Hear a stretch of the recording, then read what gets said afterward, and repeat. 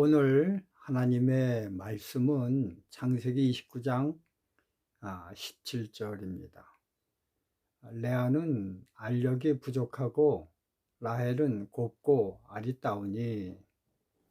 오늘 설교 제목은 안력의 부족.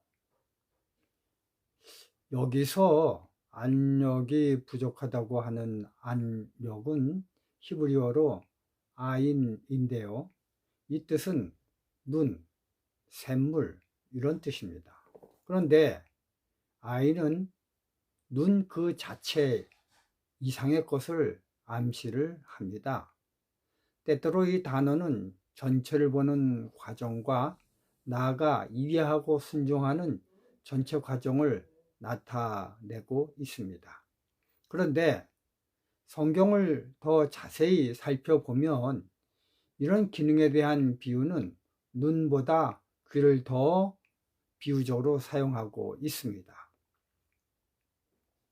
누가복음 8장 8절 더러는 좋은 땅에 떨어짐에 나서 100배의 결실을 하였느니라. 이 말씀을 하시고 외치시되 들을 귀가 있는 자는 들을지어다.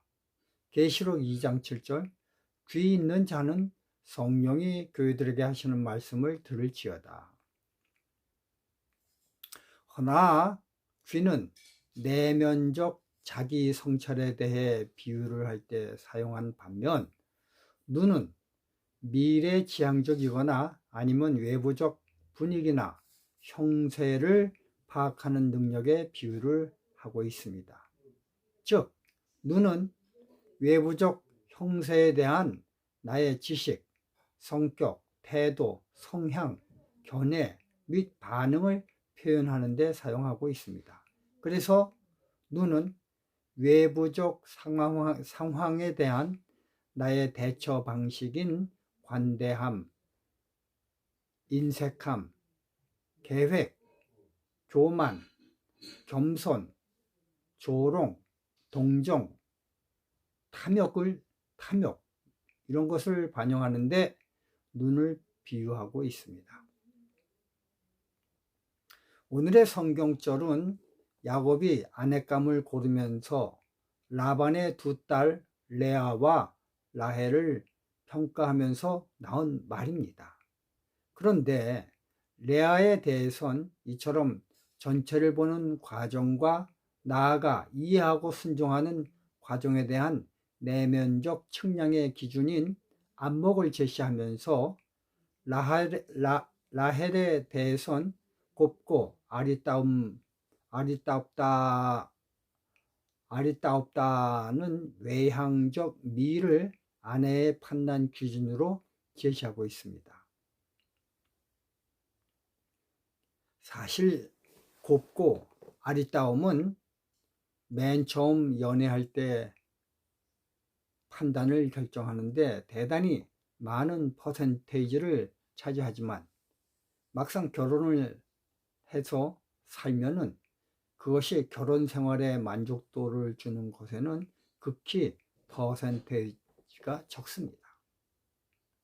우리가 옛날 퍼식 화장실에 가면 처음엔 냄새가 고약하지만 시간이 지남에 따라 그 냄새를 맡지 못해 무디어지는 것처럼 처음엔 여자 얼굴의 아름다움에 혹하지만 살다 보면 그것에 무디어져서 결혼 생활의 활력에 그다지 영향을 미치지 못하고 있습니다.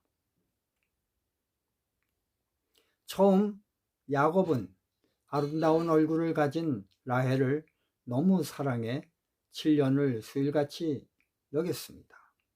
그러나 많은 세월을 같이 살면서 이러한 상황은 계속되지 않고 무디어져 서로 다른 의견에 창세기 30장 2절을 보면 야곱이 라헬에게 노를 바라는 장면이 나옵니다. 이처럼 아름다움은 행복에 가는 키가 되지 못합니다. 그렇다면 아름다움이란 뭡니까? 이 아름다움은 하나님의 속성입니다. 물론 겉으로만의 아름다움이 아니라 외면과 내면이 동시에 되는 아름다움을 말하지요.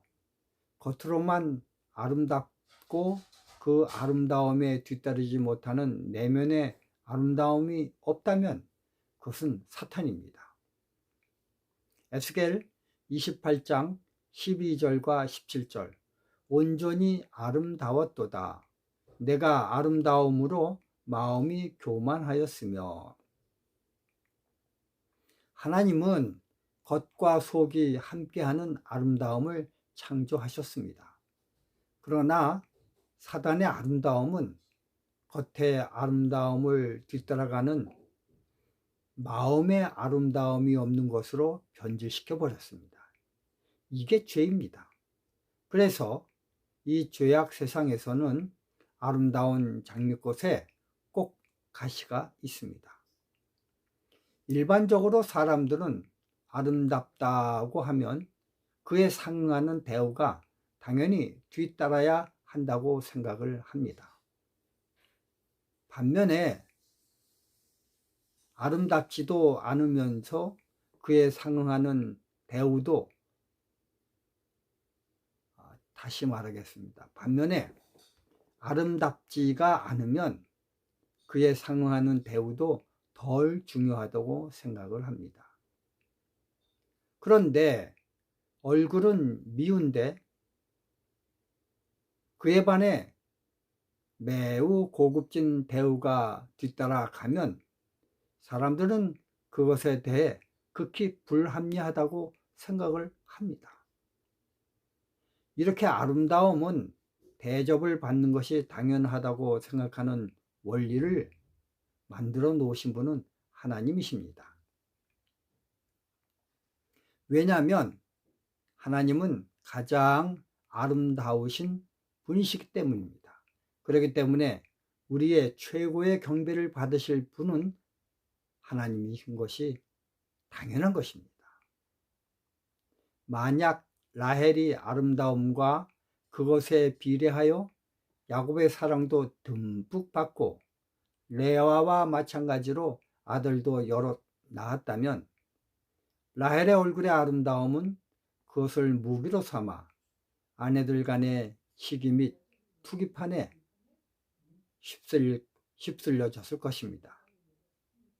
그런데 라헬은 그 아름다움에 비례해 그것에 걸맞은 행복이 뒤따르지 못하므로 오히려 더 야곱의 마음에 안쓰러움이 아름다움에 얹히게 되었습니다. 그로 인해 야곱은 라헬에 대해 더욱 깊은 사랑을 쏟게 됩니다. 이처럼 나중엔 라헬은 얼굴의 아름다움으로 야곱의 사랑을 받는 것이 아니라 부족함의 안쓰러움으로 더욱 깊은 부부의 사랑을 간직하게 됩니다. 만약 아름다운 라헬이 레아와 동일한 세상 대접을 받았다면 라헬에게 있는 아름다움은 반드시 가시로 변해 남들에게 손해를 끼쳤을 것입니다.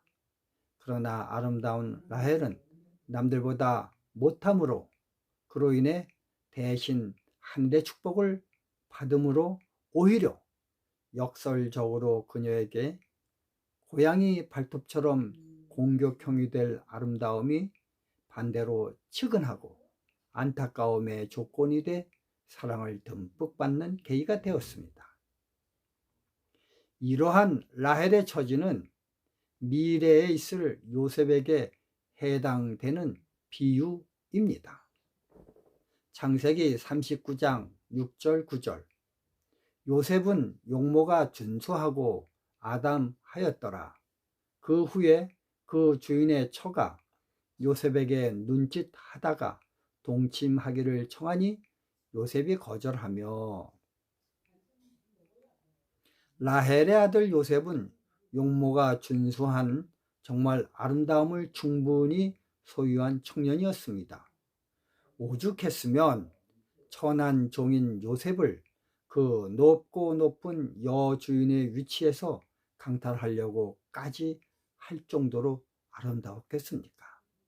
만약 그 준수하고 아름다운 요셉이 그 여주인의 유혹에 그 아름다움을 활용했다면 그는 역사에 남을 간부로 기록되었을 것입니다. 그러나 요셉은 그에게 부여된 천부적 아름다움을 활용하여 높은 지위와 부를 획득하는 데 사용하지 않았습니다. 오히려 역설적으로 그 아름다움을 활용하지 않고 포기함으로 그는 포기한 불이익으로 감옥에 가게 되었습니다. 그래서 아름다우면 당연히 받아야 될 그 가치에 비례하는 대우를 인간 세상에서 못 받음으로 하나님이 그 크기에 맞는 축복을 요셉에게 받게 해 주셨습니다. 세상에서 아름답다면 세상에서는 당연히 그 아름다움에 비례하는 대접과 대우를 받습니다.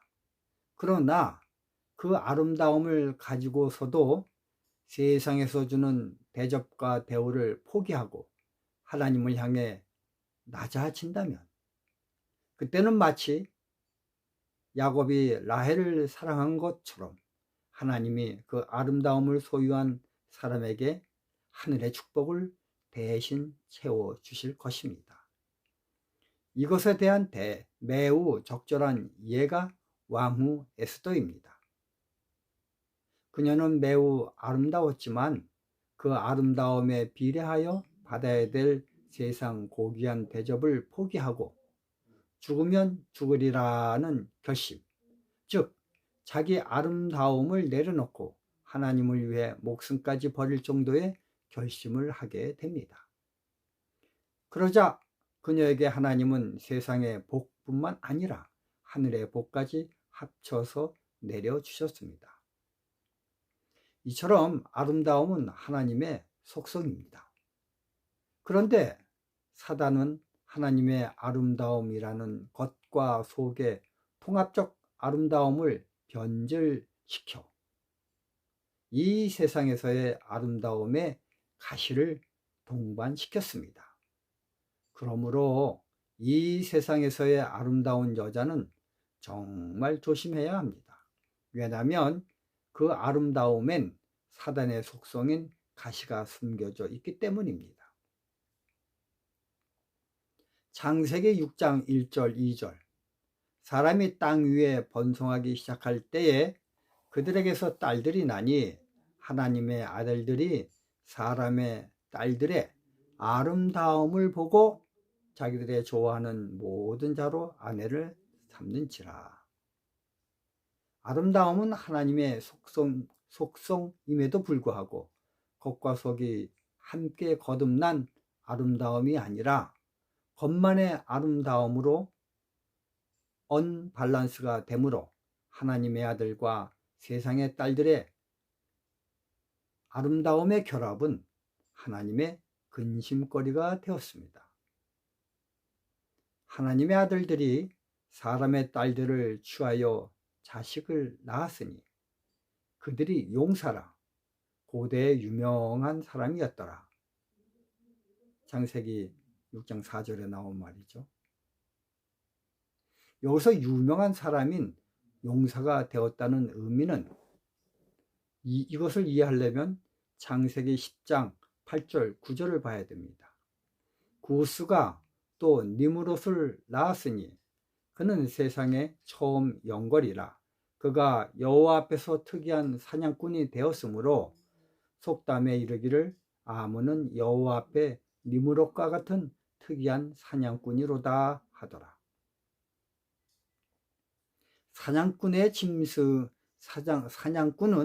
짐승을 잡는 것이 본업입니다. 그러나 니므롯은 특이한 사냥꾼이므로 짐승을 잡기보단 사람을 죽이는 영걸인 특이한 사냥꾼이 되었습니다. 그러므로 이와 마찬가지로 창세기 6장 4절의 거인 네피림도 마찬가지로 사람을 죽이는 살인자로 이름을 날리는 고대의 유명한 사람이 되었던 것입니다. 아름다움은 하나님께 속한 속성입니다. 그러나 이것이 세상에선 변질되어 아름다움엔 꼭 가시가 동반됩니다. 세상의 아름다움은 하나님에 의해 쓰임을 받지 않는다면 사단의 가시로 하나님과 성도를 찌르는 것으로 사용되게 됩니다. 그래서 하나님은 추녀인 마리아를 예수의 어머니로 선택하였습니다. 이것의 성서적 해석은 제가 나중에 하기로 하겠습니다. 그런데 사단은 예수의 어머니를 미의 여신인 아프로디테의 얼굴로 변모시켜 현재 천주교에서 우상으로 섬기는 마리아상으로 변질시켜 버렸습니다. 이것을 위해 천주교는 하나님의 10계명 중 둘째 계명인 우상을 섬기지 말라는 계명을 없애버리기까지 했습니다. 이처럼 세상에서는 아름다움에 하나님이 함께하지 않는다면 그 아름다움이 변질되어 가장 악랄한 무기가 됩니다. 오늘의 주제 말씀 중에서 레아는 이런 아름다움을 분석하는 영적 안목이 부족하였다고 진술을 하고 있습니다. 그럼 나는 어떤가요? 세상의 아름다움이 가득합니까? 아니면 하나님의 아름다움이 가득합니까? 나는 어떤 종류의 안목을 가지고 있습니까? 레아의 안목인가요? 라헬의 안목인가요?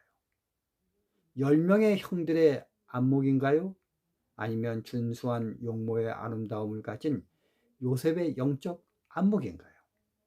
우리 모두 다 각자를 되돌아 보시길 바라며 말씀을 마치겠습니다. 감사합니다.